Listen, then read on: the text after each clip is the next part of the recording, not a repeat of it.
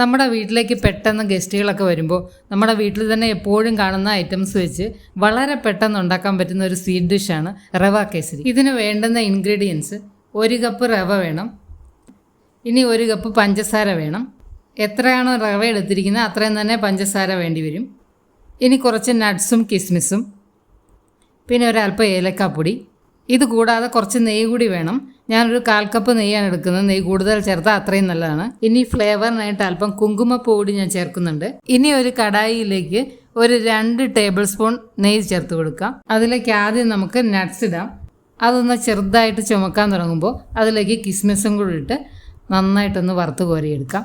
ഇനി ഇതേ പാനിലേക്ക് 1 സ്പൂൺ നെയ്യും കൂടി ഒഴിച്ച് കൊടുത്ത ശേഷം എടുത്തു വെച്ചിരിക്കുന്ന റവ ഇട്ട് ഒന്ന് ഫ്രൈ ചെയ്തെടുക്കണം. ഫ്രൈ ചെയ്ത റവയാണ് ഞാൻ എടുത്തിരിക്കുന്നത്, അതുകൊണ്ട് അധികം നേരം ഫ്രൈ ചെയ്യേണ്ട ആവശ്യമില്ല. നന്നായിട്ടൊന്ന് ചൂടായി കിട്ടിയാൽ മതി.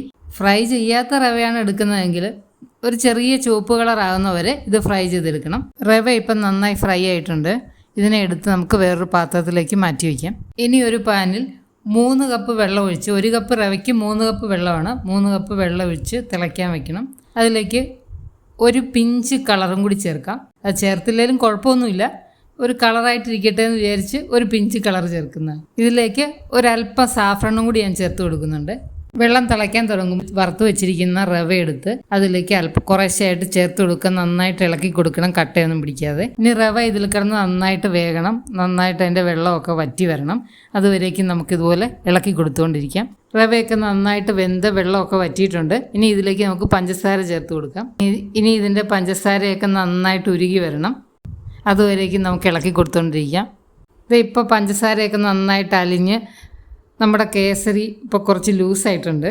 ഇനി ഈ സമയത്ത് നമുക്കിതിലേക്ക് നമ്മളെടുത്ത് വെച്ചിരിക്കുന്ന ഏലക്കാപ്പൊടിയും കുറച്ച് നെയ്യും കൂടി ചേർത്ത് നന്നായിട്ട് വീണ്ടും ഒന്നുകൂടി ഇളക്കണം. എത്ര നെയ്യ് ഒഴിക്കുന്നോ അത്രയും നല്ലതാണ്. എനിക്കിവിടെ നെയ്യ് അധികം ഇഷ്ടമല്ലാത്തതുകൊണ്ടാണ് ഞാൻ വളരെ കുറച്ച് ഉപയോഗിച്ചിരിക്കുന്നത്. അപ്പോൾ നെയ്യ് കൂടുതൽ ഒഴിക്കും തോറും അതിന് നല്ല ടെക്സ്ചർ കിട്ടും, കാണാനും നല്ല ഭംഗിയായിരിക്കും, രുചിയും കൂടും. ഇങ്ങനെ പാത്രത്തിൽ നിന്ന് വിട്ടു വരുന്ന ഒരു പരുവാകുമ്പോൾ നമുക്ക് എടുത്തു വെച്ചിരിക്കുന്ന നട്ട്സും കൂടി അതിലേക്കിട്ട് അതും ഒന്ന് നന്നായിട്ട് മിക്സ് ചെയ്ത ശേഷം സ്റ്റൗ ഓഫ് ചെയ്യാം. അപ്പം നമ്മുടെ റവ കേസരി റെഡി ആയിട്ടുണ്ട്. ഇത് നിങ്ങൾക്ക് ഇഷ്ടമുള്ള ഫ്ലേവറിൽ ഉണ്ടാക്കാം. പൈനാപ്പിളോ മാംഗോയോ അങ്ങനെ ഏത് ഫ്ലേവറിലും ഇതുണ്ടാക്കാം. ഞാനിവിടെ സാഫ്രോൺ ഇട്ടതുകൊണ്ടാണ് വേറെ ഫ്ലേവറുകളൊന്നും ഉപയോഗിക്കാൻ. അപ്പം നമ്മുടെ റവ കേസരി കഴിക്കാൻ റെഡി ആയിട്ടുണ്ട്. ഇത് നിങ്ങളിൽ ആർക്കൊക്കെ ഇഷ്ടമാണ്?